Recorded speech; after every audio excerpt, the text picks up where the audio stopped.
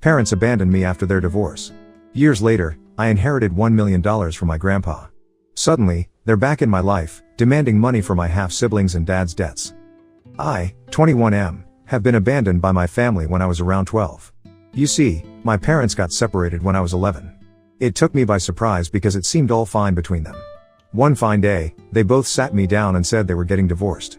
I thought this to be a prank because I had different notions about divorce. I heard from my friends that when their parents got divorced, there was at least a year-long fight and yelling. In my case, it was a silent divorce. They said they both liked someone else. Mom would be moving out with her new boyfriend while dad's mistress would move into our house. They would have joint custody of me. Since both mom and dad would be put up 2 miles apart, I could shuffle between them weekly. I didn't know what to say. Rather, I didn't have any say in that. My family was splitting apart and all I could do was sit and sob. My parents assured me that I would be their topmost priority. They both promised all sorts of things, like getting me the latest video games, taking me on vacations, and getting me anything I wanted. I wish I could make them understand that I didn't want any of those things. I just wanted to live with them in the same house as a family. It was too tough for me to see mom packing her stuff and leaving the house and watching dad's mistress unloading her truck and setting my parents' bedroom as hers.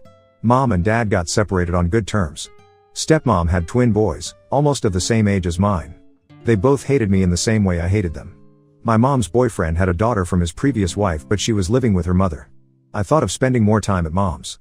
But soon after she moved out, she got pregnant with her boyfriend's baby and it all got so weird and complicated. I felt like I was not welcome there. Mom's husband got uncomfortable to see me. They would get into PDAs in front of me and I hated it. In my dad's house, I felt the same way because my stepmom and her sons hated me. So, I started living more and more with my aunt, father's sister, who is also my godmother. She was 10 years older than my father. She was living alone, so I occasionally showed up at hers. After a year of shuffling between the 3 houses, I permanently moved in with my aunt. It took more than 3 months for my parents to realize that I had moved in with aunt. Mom thought I was at dad's and dad thought I was at mom's.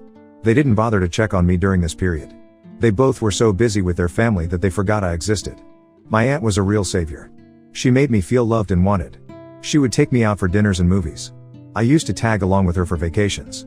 During summer, we used to visit grandpa at his farm in the countryside. It was fun living with her. Initially, dad used to send my monthly allowance to aunt, but eventually, he started defaulting on that. Sometimes, aunt used to remind them and sometimes she would let it slide. I felt bad for piling up on her, so I started working for her and earned my living. She had a plant nursery. I worked there after my school. I also helped her in household chores, taking out the trash and even running groceries for her. It was fun living with her. Meanwhile, my parents forgot they have a son. They even forgot my birthdays. Only when aunt reminded them, they would call and say they love me so much. Sometimes, I heard aunt calling and informing them that I was sick, but none of them showed up. Even on my school's graduation day, none of them showed up. It was my aunt who was there to cheer me up. When aunt called them to school about their negligence, they would call me and apologize to me. I grew so resentful of them that I stopped answering their calls. Eventually, they stopped calling me.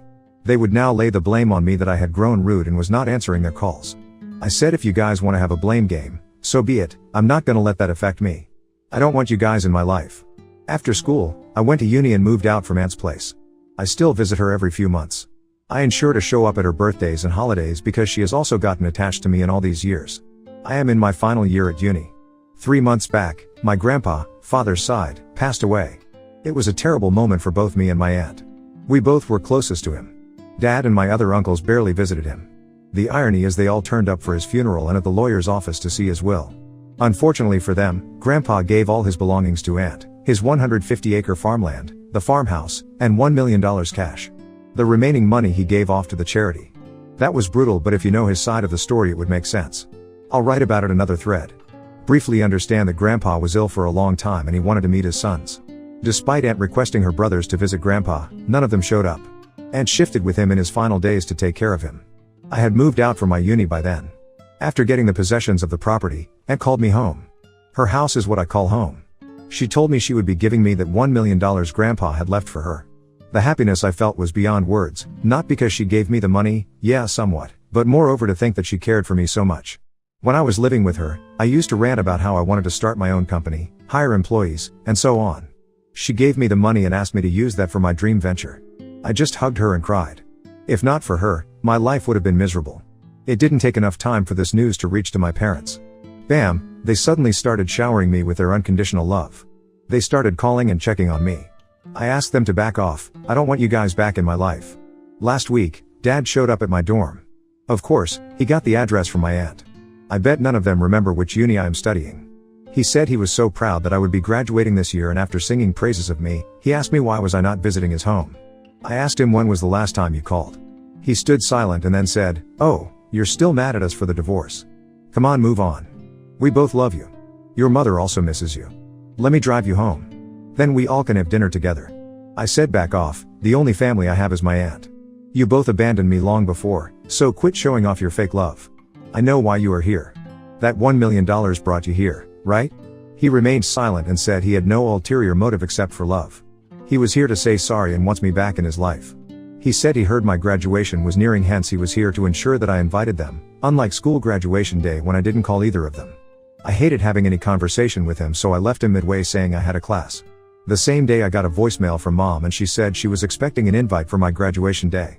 She said she and Dad couldn't attend uni, so they both always dreamt of me going to uni, hence she was very excited that I was able to cut through it.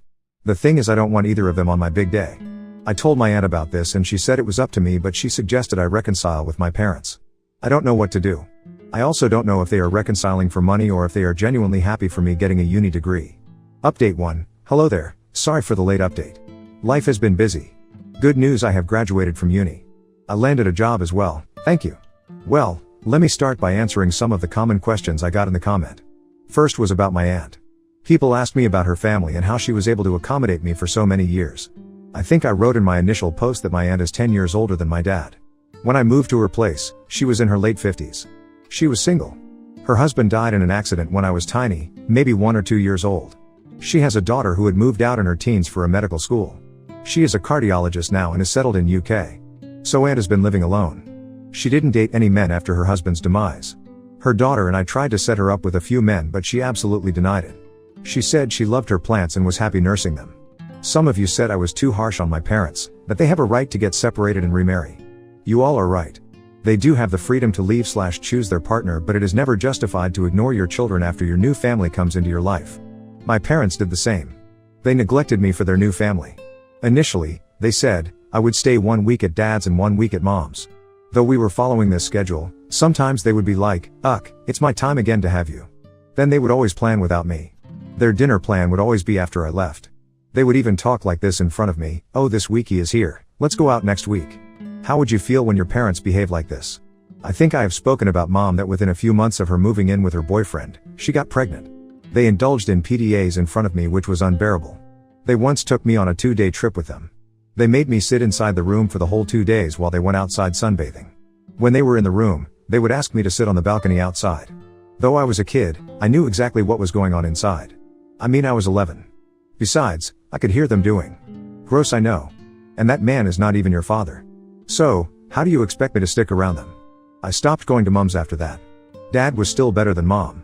Sometimes, he tried to include me in the plans, but his stepsons would throw tantrums at him. Then he would say, "Okay, skip this one. Maybe next week, father and son could go fishing." That next week would never come because next week I would be at Mom's. Soon I realized that my parents had some sort of agreement that whenever they had to get rid of me, they would say, "Let's do it next week," and then next week I would be the other one's responsibility. Once he was able to tag me along in their family vacation, and it was so horrible. First day, we all went out. His wife and her sons kept him busy and I felt so much neglected. Even for the family pictures, they would ask me to take theirs. I was in none of the pictures with them. There were just 4 pictures of me. In 3 of them, I was alone, and in 1 it was with Dad. I guess now I've given enough context to people who have been here telling me that I was harsh on my parents. Anyways, talking about the current situation, like I said, my parents wanted me back in their life. They said it was because they wanted to be a part of my graduation day and it was a proud moment for them. I said, I don't want you guys on my big day. Where were you guys during my high school graduation? Busy in your new family, that's right. When they persisted further, I said okay, but I didn't invite them. I thought they would again reach out to me as the graduation day approached. I even got extra hall tickets for them in case they show up uninvited, but they didn't.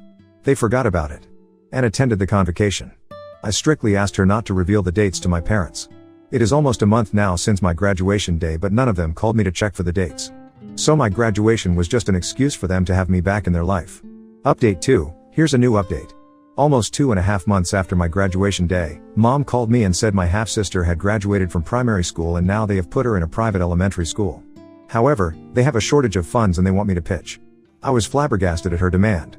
When I asked why, she said she was my sister so I should fund her education. She didn't waste any time in coming to the point. She said, "We know that your aunt has given away her $1 million inheritance money to you." I sighed, "Of course you do." She continued, "Your sister needs you. This is your time to step up as a big brother." I stopped her right there. "Hello, delusional you. I have never seen that sister you are talking about. Where were you when I needed my mom, when I was sick and cold? You were nowhere." She started sobbing and said, "What can I say if you are still stuck to the past? I thought you have a huge sum of money. What are you gonna do with it? So what's better than your sister getting educated in a private school?" I wanted to say a lot but I didn't. I said I have plans for that money and I cannot spare a penny to anyone else. She hung up the phone after that. She didn't even ask me about the graduation day. I was right. Their rekindled love was only for money. I was still processing it when one day I got a call from a bank.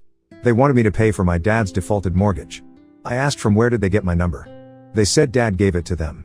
Dad had taken a personal loan and he didn't pay the mortgage for a few months. When they came hunting for him, he requested them to contact me because he had run out of money. To be honest, I panicked initially because I had no idea of how this process works. I got shit scared thinking maybe I was legally obligated to pay his debt since I was his son. Thankfully I didn't succumb to the pressure and told them I needed to check with my dad first. Instead of talking to him first, I called up my lawyer friend. He wasn't a lawyer though, he was still in his final year of law school but he knew the felonies quite well. He said no, I was not legally bound. I asked him then how come the bank called me for the money. He said the recovery agent has the leverage to recover the amount from anyone who wants to pay on the loaner's behalf but I can refuse at any time. I didn't call Dad after that. I knew he would plead with me to pay for his mortgage. Knowing it was not on me, I waited for the bank to call me again. They called after a week and asked when I would be giving them the money. Recovery agent has certain assertive tones to scare off people. I was intimidated by it the first time but this time I charged at them. I said, "Who gave you the right to talk to me like this? Did I default on the mortgage? No, right? Then you better watch your tone. And I am not gonna pay a penny. You can contact the person who defaulted and not me." They said sorry and hung up. I didn't need to school them, yet I deliberately did so that they could unleash their anger on the original defaulter, my dad. Couple of hours later, I got a call from Dad's wife. "Sorry I can't call her mom or even stepmom." She was yelling at me. She was asking what did I tell the recovery officers that they got so pissed off. They took Dad by his collar and asked him to pay the mortgage, or else they would break his bones. I remained quiet and said, "I just told them to chase the original loaner and not me." She screamed at me, "Don't you have any heart for your dad? He is struggling to pay the mortgage and you are looking other way despite having so much money with you." I said, "Yeah, I don't have any heart for him because he didn't have his for me. He has his heart for you and your boys. So why don't you guys chip in? I'm sure he would have taken that money for you people." She hung up after that. That same night Dad called me. He was drunk. Not angry. He was sobbing. He said he was sorry for his mistakes, that he didn't treat me right in front of his stepsons. He said several other things which basically implied how sorry he was and he has realized his mistakes and wants to make things right. I said I don't want to talk about my past and I definitely don't want to have them back in my life. He said he was remorseful and pleaded that I forgive him. I said sorry and remorse doesn't matter to me anymore. I have learned to live without them and I would like to have it that way. I don't know if I did the right thing by denying him the money. I do feel bad that he was chased by the bank officials. I even think if all this is staged just to emotionally blackmail me for money, because if he asked me directly, I would have refused it outrightly like I did to Mom. What do you guys think? Update 3, thanks for the valuable comment. Some of you were right in saying that it wouldn't have hurt me to cover for his couple of months of mortgage. Even I thought so, but you know what, they don't deserve it. Neither of them. After writing the last update, I felt so remorseful that I was about to call Dad and ask how much money he needed. But before that, I got a mail from Mom inviting me for dinner. It was written that sorry we couldn't make it to your graduation day, so want to do this for you. Just three of us, me, Dad and you, like old times. I was not so keen on reminiscing about the old family time. I accepted the invite though. I wanted to end this saga. I showed up. They were saying the same thing that Dad was saying the other day: sorry, apologies, remorse, forgiveness, and getting back together as a family. I just played along, nodded, and smiled. I wanted to see where it goes. Out of nowhere, Mom goes, "Baby, we were wondering what plans you have for the money?" I looked at her and she said, "No, I mean, Dad and I could suggest you some good investment advice. You are pretty young to take this decision of your own." I casually said, "Yeah. Anne is helping me with that, so I'm good, thanks." Silence prevailed for the next few minutes. She makes a comeback and says, "You know Dad has been in trouble because he defaulted on the mortgage." I said, "I know, but Dad, why did you take that personal loan? For business?" He lowered his head and said, "For his son's college." Before I could react to that, Mom said, "Doesn't matter. Whatever could be the purpose, the question is dad's in trouble and we have to help him. I was thinking, why don't you clear off his mortgage and his stepson would pay you back once they get the job? And the remaining money, you can give it to me. You remember I said, your half-sister needs to be put in a private school. She'll pay you back once she gets older and earns. I replied, how about we silently eat our dinner and call it a day? She lost her mind at my sarcastic reply and yelled that I was still that attention-seeking brat who only cared about himself. I said, yeah, that is what I am. I could have lectured them about their behavior, but who want to waste time on them? I mean, they know I have an education loan to pay off, but still, they want me to give my money for my stepbrother's loan and my half-sister's private education and work hard to pay off my own loan. Wow. I said, I am done with you guys. I was right, you guys came back in my life only for money. And you know what? Suck it up, you don't get a penny. I left the table, leaving my share of the dinner bill on the table. Now on to the next story. Story 2. Wife blindsided me with divorce after 10 years and multiple affairs. Now she wants me back, but I've already moved on with someone new. My wife, 35F, and I, 38M, were married for 10 years, with 2 elementary-aged kids. The first 7 years of the marriage were 10/10 incredible, at least from my point of view. I could not have asked for a better wife and mother. The last 3 years have been much tougher. We went to a bunch of counseling trying to get the marriage back on track but could never really get there. I planned countless dates, read and listened to everything on improving a marriage under the sun. It helped, but there was a gap between us I could never seem to close no matter how hard I tried. In the back half of last year she blindsided me with a divorce. I deeply loved her and was devastated. I tried my best to talk her out of it. She waffled a bit, but ultimately insisted on moving forward. I never got a great answer as to why she filed. I wasn't a perfect husband, to be clear. I had my faults, I could have done better, but I never cheated, was never abusive, and was a great provider. Certainly these last few years I was 100% in on trying to save the marriage. In any case, a little more than a month after she filed she was already seeing a guy. A month after that she had introduced our kids to him. Then later, during the discovery phase of the divorce process, she confessed to having multiple affairs starting at about the 7-year mark. One of them lasted at least a year, though she claimed it amounted to only a handful of actual encounters. I had no clue she was even capable of this. The amount of lying she did to keep all this hidden is truly incredible. The day I found out was the worst day of my life, but at least I finally understood why we had such difficulty connecting those last few years. It wasn't for lack of trying on my part. Fast forward 6 months and nearly $100,000 in lawyer bills later and she decides she wants to try and reconcile. Mind you, she's still dating the same guy, but she tells me she'll dump him to work on things with me. So what caused her change of heart? I think it might be because she found out I had started dating someone, who's awesome by the way, or possibly because she realized how much her financial life was going to change with my high income exiting the picture. For her part, she claims it was because she saw how great of a dad I was being when I had our kids. I sat down with her and heard her out on everything. I felt this was the least I owed her after a decade of marriage. She took responsibility for her mistakes and gave a heartfelt apology, although she was sure to partially blame my behaviors for driving her to it. No matter how thin you slice it, there are 2 sides to every story. I get that, but I utterly rejected that nonsense of blaming me for her cheating. All that said, I do believe she is truly sorry. Ultimately though, I told her no, and pressed forward with the divorce, which was final as of a few weeks ago. For her part, she's been relentless trying to get me to give her another chance. Texting almost daily. It's worn heavy on me to see someone I cared so much about filled with so much regret and hurting so badly. I've held firm though, there's just too much damage. I don't think I could ever trust her again. Plus I have this great new gal who's beautiful inside and out and who's been so incredibly supportive and patient. To be clear, we met well after I had been served papers. Typing this out highlights the insanity of all this for me. Who in their right mind would try and save a marriage like this? Who in their right mind would even have the guts to ask to try and fix it? I don't love her anymore, but I did love her for so long. And the kids. The co-parenting. I'll never really get away from this woman. It's hard. I guess I'm not sure why I'm posting this. Maybe just to get some validation I'm making the right call? Anyone been through something like this before? Any advice? Comments. 33 Say what 33, she said she will dump him but only after you say yes. What part of you are not plan B is she not getting? I've been tempted to tell the other guy how little she thinks of him, but then I'm afraid she'd double down on trying to get back with me. Plus he's way older than her, so I get a little satisfaction out of the fact it must be pretty gross. That's probably petty on my end. Cute Seaworthiness 366, dude, she is selfish and delusional. Be proud of yourself that you tried the best, have dignity, did right decision and are still civil with her. Salacious_pickle, sir, you have been through 2 of the worst experiences a person can go through. And you have come out of them still alive, upright and whole. Why revisit all that pain and heartache again? You know, if she was capable of doing it once and keeping it so well hidden, that she is capable of doing it again. And, she's not wanting to reconcile for your sake. She wants to reconcile for her own selfish reasons. Walk away. Don't look back. Look forward.